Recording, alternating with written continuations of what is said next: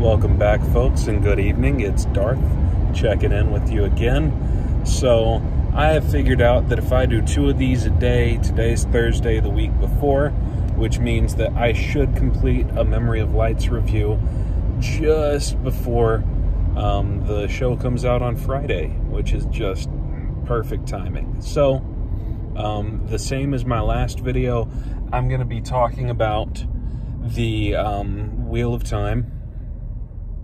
And I'm going to be talking about a book in the book series and doing a review of it through the lens of someone who has read the entire series and can go back and pick up on where plot lines are going, where threads are going, and, you know, that provides, I think, some different context from a lot of other book reviews which have been done sort of ad nauseum for this very popular series.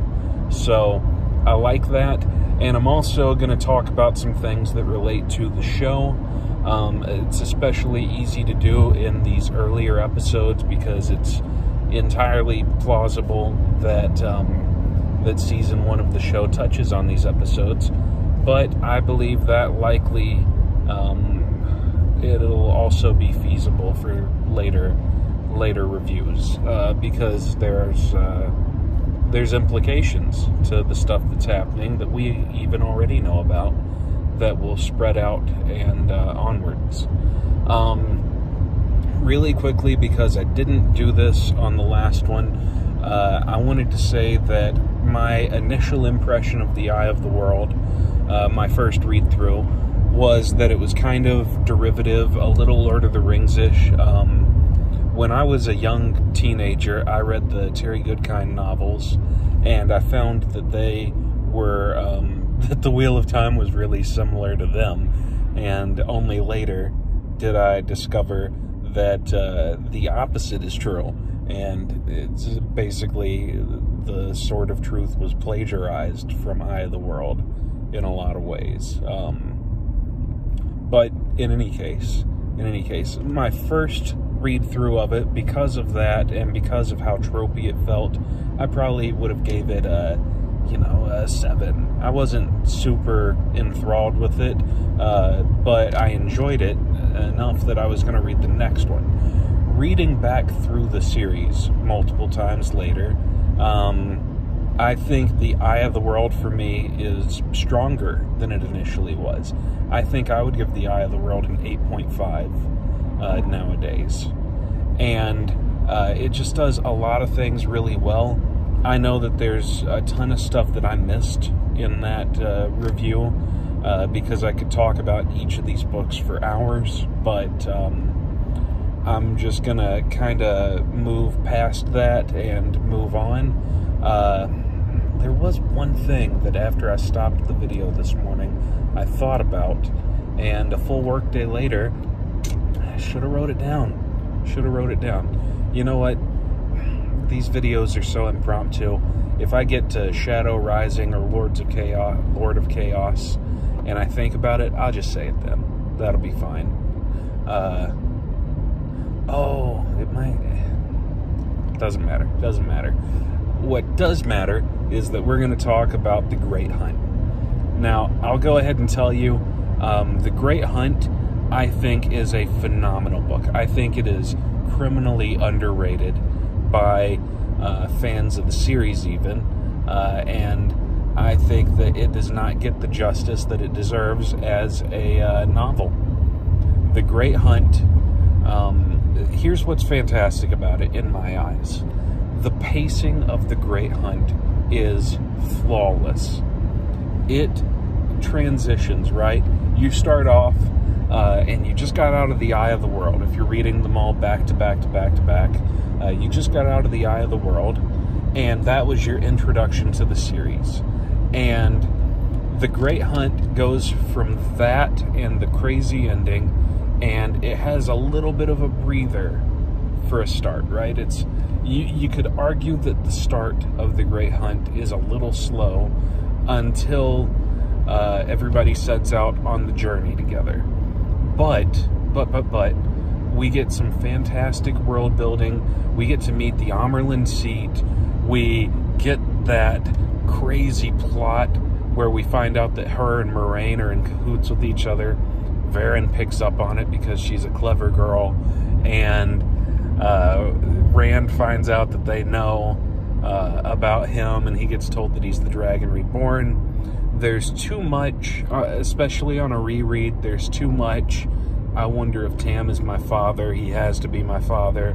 Tam is my father. My father, his name is Tam.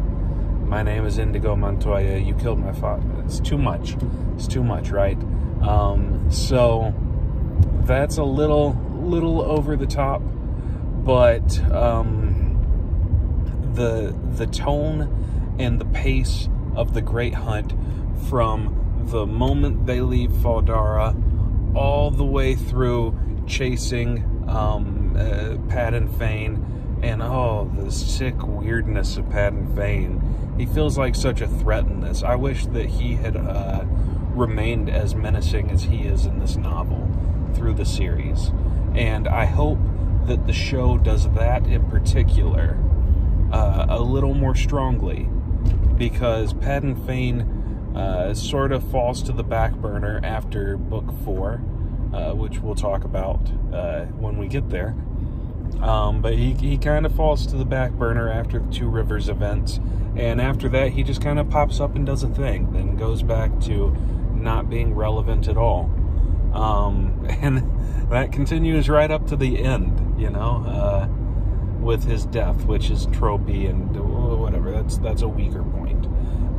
My point is, though, Padan Fain in this book is a true menace, and I love his character. I love that we've got a chase novel. You know, it feels like if there was a novelized version of that Harrison Ford movie. It's a really popular movie. I should know the name of it if I'm going to reference it in this. It's not Double Jeopardy. That's totally wrong. I don't know why I thought Double Jeopardy.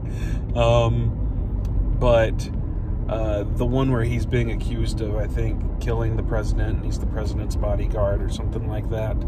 It feels like you're chasing after him the whole movie, right? This is getting too sidetracked. Tell you what, drop that whole analogy. I love the pursuit of Padan Fain. I think that the chapters that break it up, where the Supergirls are going to Tar Valon, and then they pretty immediately get ousted out of Tar Valon and follow Liandrin and then get captured. Robert Jordan's starting to spread things out a little bit. He's starting to open up some timelines, and he's also starting to introduce different character perspectives. And that's good, because book 1 was Rand's novel, and book 2, you're really getting to learn the character of Rand. And that's great, because you need to see him develop early on. From a storytelling perspective, we don't get enough of Rand later in the series when it becomes a true ensemble piece. But given how fascinating and how excellently written Rand is as a character, getting this early solid foundation so you understand who he is, that way when we pop back into him and we see the changes and the trauma and how we're impacting him, we can understand what that means for the guy. That is critical. So I like that these first 2 books are very Rand-centric, and we're getting just a little bit less so. Robert Jordan is setting us up for book 3 when we split away from that, right? Which is smart, which is just really smart. So you get this whole big chase sequence. Matt's kind of annoying in it. Matt basically just gets rewritten in book 3. I think that Robert Jordan was still trying to figure out what to do with that character. And of course, what he does do with that character, the unreliable narrator who thinks less of himself than he is, maybe morally, but he's fantastic. He's comical. I'm grateful that Matt in a different world could be annoying really easily. Matt could be a comic relief character. that was too purely comic relief, like a C-3PO, which, by the way, that's a very 70s thing, making your comic relief actually just be a pain in the ass for everybody else around them. And by the 90s, I think that they had moved away from that. The 90s are when Eye of the World's being written, so it's that's healthy cultural departure that happens as artists are becoming more experienced and their stories are getting more complex. I think that we especially see that now. There's kind of a renaissance in fantasy where the stories that are being told are ones like, I think about Kaladin. I think about Dalinar is a fantastic representation. I think that, oh God, what is her name? Shallan. Shallan could be a little subtler, but in any case, now we're seeing characters portrayed in a way that that really highlights their flaws and their faults, and it lets the character motivation drive the story rather than what the plot necessitates, and then the character has to change to fit that, if that makes any sense. And I think that a lot of that is inspired by characters like Rand al'Thor and Perrin Aybara, and oh my God, especially characters like Nynaeve, Egwene, from the Wheel of Time, because this series is a real bridge from the tropes of classic fantastical elements. A character like Aragorn, you see Lan Mandragoran and you go, oh, okay, that's the Aragorn of this, but then you come to learn him, and no. Lan has, I don't want to say an arc, because it's not like Aragorn doesn't have an arc, but Lan has flaws. He has stubbornness. He has behaviors that are informing on his actions. How long did it take him to give in to Nynaeve and her will? How long did it take him before he finally agreed to raise the Golden Crane? And why did he do it? It's what did he suffer through? What did he struggle through? Even the minor characters have some of that going on. They're not flat at all. And that, oh my God, that was a long bit that has nothing to do with The Great Hunt, does it? Well, no, I think it kind of does. I'll tie it in here. Because if book 1 is about world building, book 2 is about our characters growing up. And certainly not growing up all the way, but they have their own agency. In that previous novel, in The Eye of the World, they went where Moraine told them, and they did what Moraine said to do.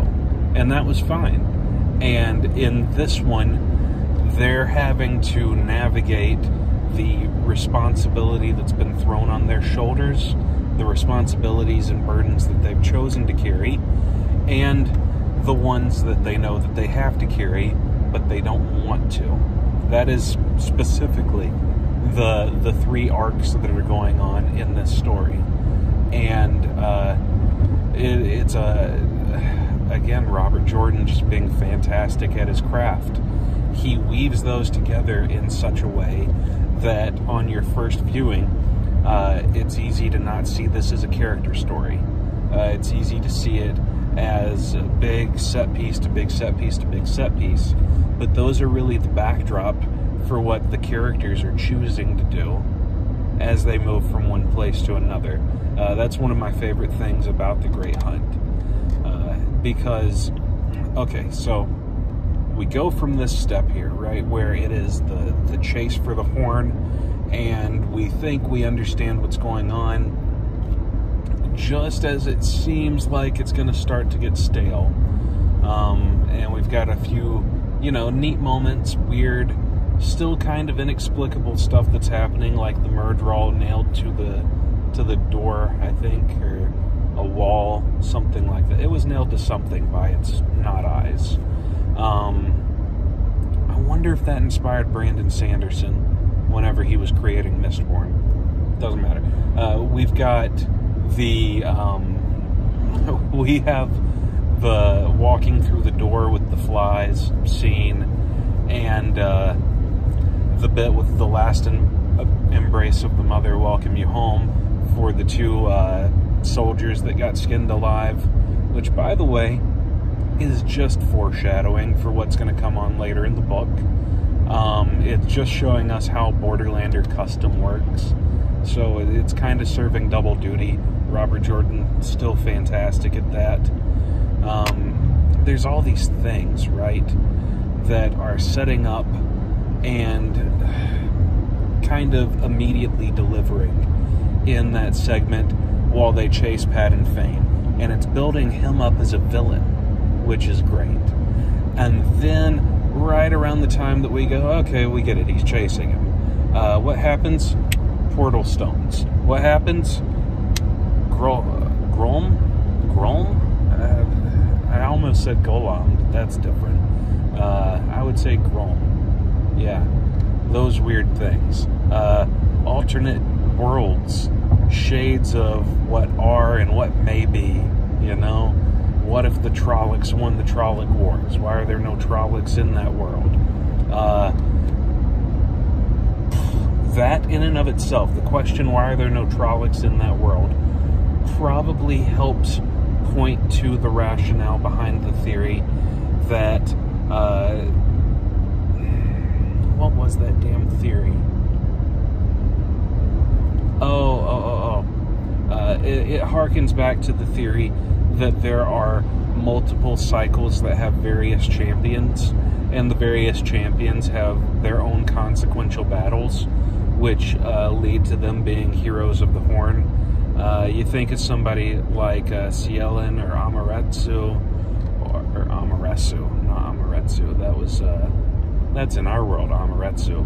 But Amoretsu, Archer, Hawkwing, being heroes of the Horn.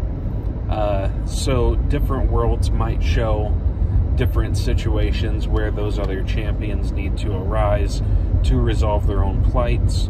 But that's not really consequential to the Great Hunt. It's just Robert Jordan doing an excellent job of showing that this world is more complex than what the reader understands, and giving us another way to experience the depth of the universe that he's created. Brandon Sanderson said that a few times. He said that the trick to creating a world is coming up with all of this world building, right, that is real. I'm probably terribly misquoting him here, so it's not exactly what he said. But the author needs to know what's behind it, right? But they need to know what's behind it well enough that they can occasionally just show a little glimmer, a little detail here or there, and those little details are enough that people can read it and understand, oh, okay, there's more to this than what we see, there's more to this than what we know, and that makes people feel like a world is real. And the Wheel of Time feels exceptionally real, because Robert Jordan was a master of slipping these things in and using them in plot-relevant ways, and letting your imagination run wild, letting you figure out more. And he was also really good at telling a story behind the scenes and making sure that stuff was still happening even when you weren't seeing it, even when you weren't reading about it. And that could have consequences down the road, right? So, I love the concept of the mirror worlds here, and portal stones and all of that. One of the things that detracts from it a little bit is the random appearance of Selene. I don't think there was a good way to bring her in, especially not in that other world where there were no people.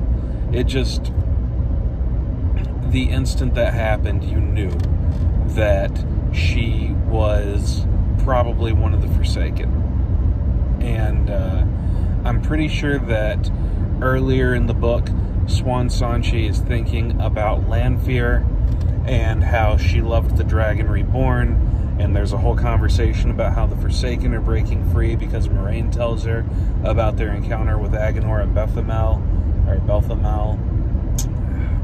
Weird names. And in any case, I'm pretty sure that all of that set up that we were going to meet Lanfear, so it did it a little too on the nose, and the instant people see this, they go, oh yeah, Lanfear, okay. There's no surprise at the end of the book when she's like, you can call me Lanfear. Yeah, we know already. Go away, let men hug him. So I will say, even though she shows up in a weird-ass way, that is probably done so that Robert Jordan could maintain plausible deniability about Rand and about Hurin and Loial figuring out that Rand can channel. And I'll also mention that this whole segment happens not only to break up the plot a little bit, but also to help force Rand into a situation where he has to accept leadership. Robert Jordan doesn't just double down or triple down or even quadruple down. He brings this up 1,000 times, it feels like, in this book. Rand goes from somebody who's being sneered at for wearing a coat to, that coat belongs on you. You look like a lord. You act like a lord. And it just gets reinforced over and over again. This is one of the little critiques I'll have of this novel, and it's one of the things that maybe gets a little weaker the more you read it. You get to peel back the curtain some once you know something intimately well, and here I can peel back the curtain and see, okay, he needs Rand to later be in this place as a character, but to get there from Farmer is quite a leap, the same as it's a leap to have Rand go from never seen a sword before to I am the best swordsman, right? So Robert Jordan is throwing the character into situations that that necessitate that he grows, specifically so that he can point to it and go, see, he's not Gary Stu. He had to grow because this happens. And I can appreciate that. I know that there had to be some sort of catalyst, so maybe one is as good as another for what he's trying to do with the character.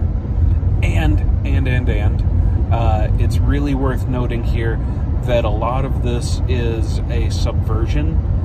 If it came a little bit later in the series, I think I could make a really strong argument that it is Lews Therin's personality and actions shining through, but it's maybe a bit too early in the series for that argument to hold a lot of credence.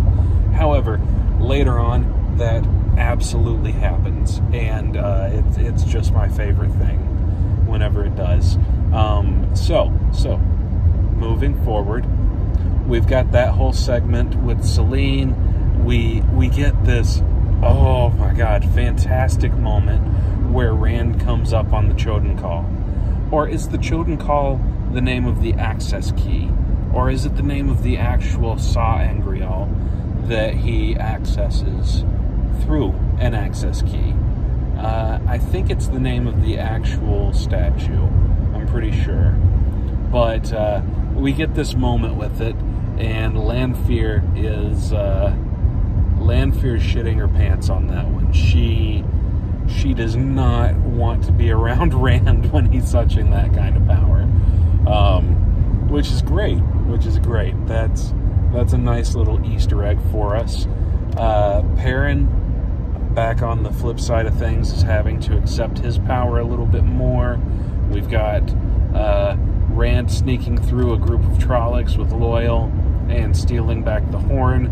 The horn being re-stolen back, of course, in Kyrian, we get dumped into the politics,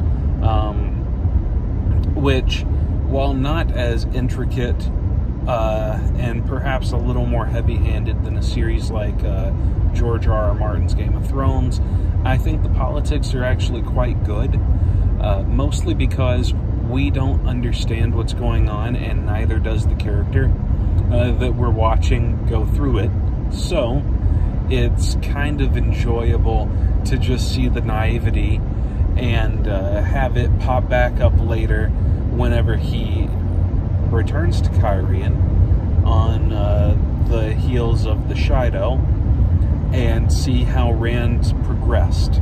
I don't know if you would call this foreshadowing per se, but getting a good view of how he handles the situation back then versus how he handles it later really exemplifies the growth that happens in between. So I like that plot line a lot. I like him throwing all the letters in the fire, and even the Deus Ex of him keeping the letter to Barthane's manor. Tom Marilyn is a badass in this book. Tom Marilyn, if he hasn't already won over audiences by the end of this first season, in the second season, whenever he goes, all assassin on, when he goes politician, mastermind, assassin, lover of a queen, when we get all that Tom Marilyn stuff, vengeful lover of Dina. If it's Dina, did Patrick Rothfuss steal that? Huh. When we get all that, though, it's fantastic. Oh my god, I'm 27 minutes in and I haven't even got halfway through this book. Okay, speeding up a little bit. Not going to do a plotline breakdown like I was just a second ago, because that'll get too long. Too long, yes. But there are some really cool things that happen here. We get introduced to the most despicable culture that we see in the Wheel of Time. Again, probably some social commentary from Robert Jordan. You got to think about issues that were happening in the 90s, folks. But in the audiobooks, they call Damani and Damani the same thing. And I say that way because that's how they pronounce it. In my head, the Shan controlled female channelers who wore collars were always Damani. And the people who lived in Eridomen were Domani. That's how I always pronounced it. That's probably how I'm going to pronounce it later on.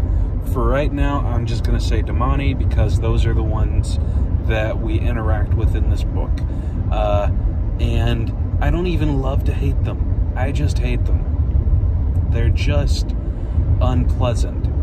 I think about Richard Rahl being tortured with torture porn bondage lesbians, and how that part of that book series felt like it drug on forever.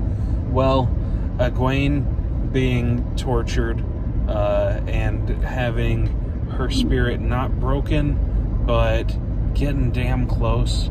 Robert Jordan being able to draw that line, and finally seeing Rena and Sita get their comeuppance in this book by the hands of Nynaeve and Elaine is well deserved. I think that they got drugged through the shit for the next 12 books, so that was a little unfortunate because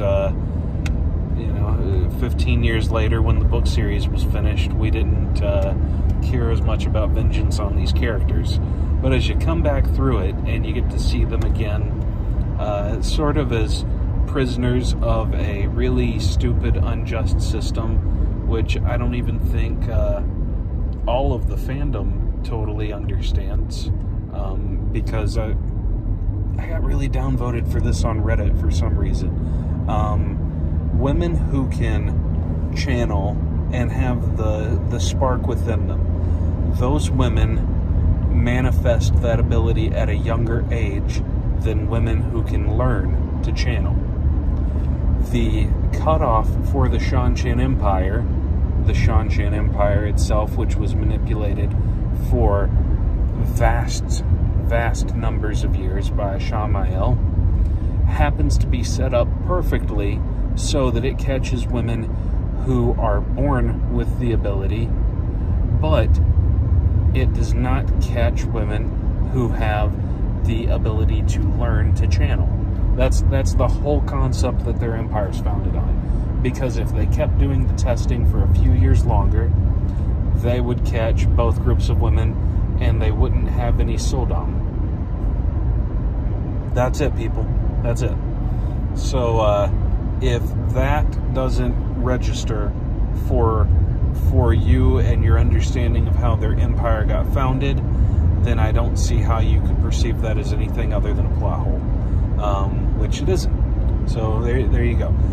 In any case, so Suldam, Damani, slavery, an empire of men wearing basically samurai outfits, dark green, that people who are in Randland, since it never gets a name, will always refer to as black, which I enjoy because the Seanchan are really stuck up about some of that stuff, and the people from Randland have no idea what color it is or why that Death Watch guard grimaces every time Matt calls their armor black.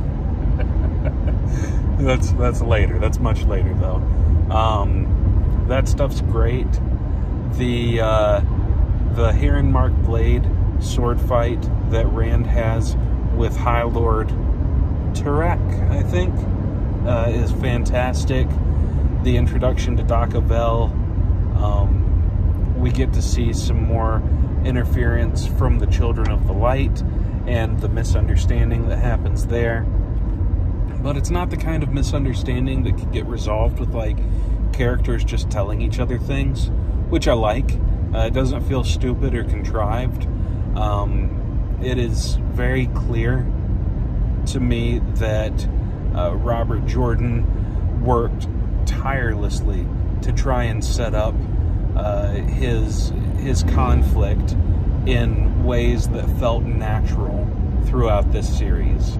And I'm just consistently impressed by that man's ability to juggle different things and bring storylines together and foreshadow his future books and just subtly sneak in what he knows will pay off in the long run in a way that manages to stick with readers, but not stand out from the rest of his writing. That happens a ton in The Eye of the World. I think he scaled it back some in favor of creating a tighter narrative in The Great Hunt, and I think he was successful in that. The Great Hunt's just overall a great book. It really is.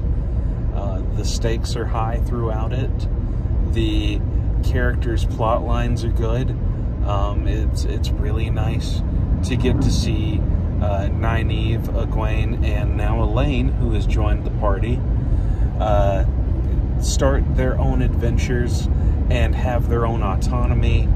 It's nice to see Perrin and Rand grow a sense of agency that they didn't have. I would argue Nynaeve already had it in that first book. I assume that Moiraine will take a little bit of a back burner in the second season of the show, which is going to be interesting. I don't know how that's going to go. This is really something I probably should have talked about more here. So Moiraine isn't really in The Great Hunt. She doesn't have a ton to do, and yet Rosamund Pike is billed as the main character of Season 1. I recognize that that's a lot like saying that, Season 1 of Game of Thrones. Ned Stark, Sean Bean, billed as the main character. Obviously, you can do a good job of setting up the rest of your cast, and then they can carry and propel themselves into main character status. Or, you know, there was a weird dichotomous time where there were like 5 main characters, and it's truly an ensemble cast in a few seasons of Game of Thrones before Daenerys and Jon Snow and Tyrion kind of take the lead, right? And then Tyrion fades, whatever. But given that the Wheel of Time does not have as much character depth, and given the sort of transformation that Moiraine is going to go through, you know, eventually taking on a subservient role to Rand, which I don't like, by the way. We'll talk about that more in the Fires of Heaven review. I just think it's going to be hard to have a whole season without her. Nope, I know what they're going to do. I can already tell you. I just figured it out. They're probably going to have the Dragon Reborn in its entirety, along with the Great Hunt in Book 2. I would bet that Season 2 is 8 episodes, and that it covers the Shan-Shan invasion, and it covers Rand leaving and heading for Kalandor and everything. Maybe his first fight with the Shamael is the mid-season finale, and then his second one with him claiming Kalandor is the season finale. Because I think we can all agree that the show has to have the battle in the sky over foam. That is that's really plot relevant. They could probably ditch the fight that happens in again, Teleran Riyadh. They could probably ditch that one for Book 3 at the end of The Dragon Reborn. But I don't know. There's going to be some weird shenanigans that happen there. You should have went, Car? Yeah, you should have went. It's going to be a lot of ground to cover in Season 2 of Amazon's Wheel of Time. Okay, I have talked for way too long. Just final wrap up of a couple of things here. Varen makes her entrance in Book 2. Varen famously tells a lie, which people argued about for a long time in the second book, saying that Moiraine sent her to join the guys on their quest, when Moiraine later says she did no such thing. I don't think Robert Jordan was anticipating the era of the internet, because people hung on to that shit for forever. And everybody, it was no surprise that Varen was up to something. But I think that was too big of a clue that Varen might be a dark friend. And people just kind of clung to that.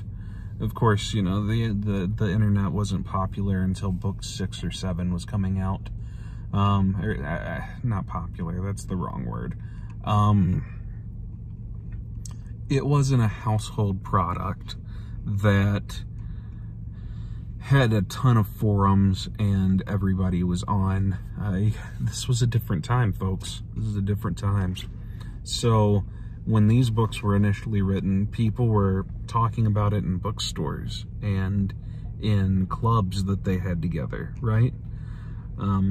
This is just a very, very different perspective than what we have now in our current generation of leaks and images and art, and, you know, you have to be careful to avoid spoilers everywhere. That's a totally different thing. By the way, this side's just a little lighter. It's not like this is hair and this isn't, and it's all fucked up. Yeah, see? Just the light. Okay, so I'm gonna bounce. Before I do, The Great Hunt. I love this book. I think it is stronger than The Eye of the World. I think that it has very few flaws, very, very few flaws, and those flaws are themselves minor. I would give it a 9. Yeah, The Great Hunt gets a 9 from me. Just a force of literature when it comes to pacing and telling a compelling story. This book will hook you if book 1 didn't already. Y'all have a great evening.